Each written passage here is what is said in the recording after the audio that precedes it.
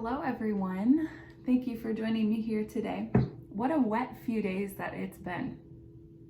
I'm guessing for some of you the rain that we've experienced has felt confining, highlighting just another reason that you're being forced to stay inside in your house.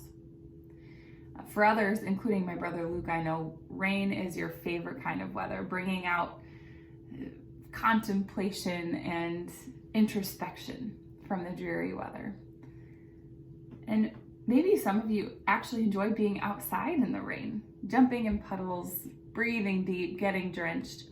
You know, I heard it was said that Martin Luther never carried an umbrella because every time it rained, he was reminded of his baptism, which is a really cool story. When I looked it up, though, I realized Martin Luther lived in the 1500s and the umbrella wasn't invented till the late 1700s. But I still like the idea. At this point, you might be wondering, where is this going? And you have a point. So let's check out the psalm that has been on the forefront of my mind the last few days. Psalm 19. The heavens declare the glory of God. The skies proclaim the work of his hands.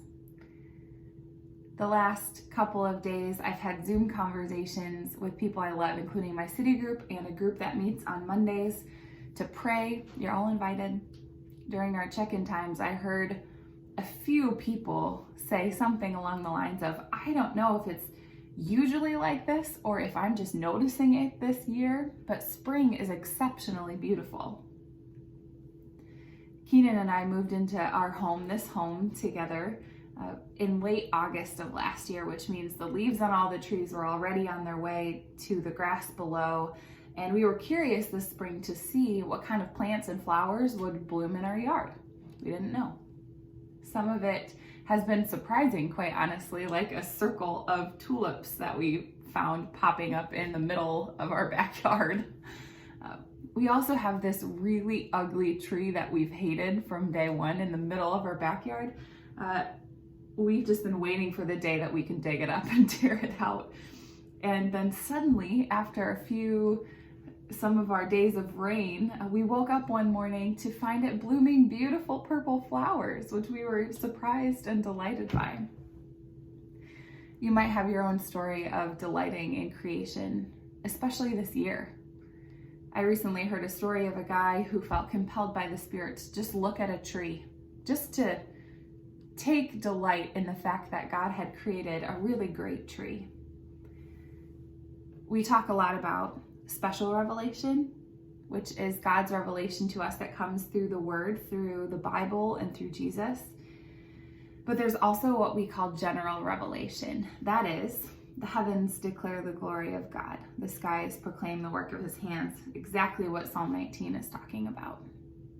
For those who don't yet know Christ, general revelation in creation and nature could very well point one to the Creator for the first time, revealing God.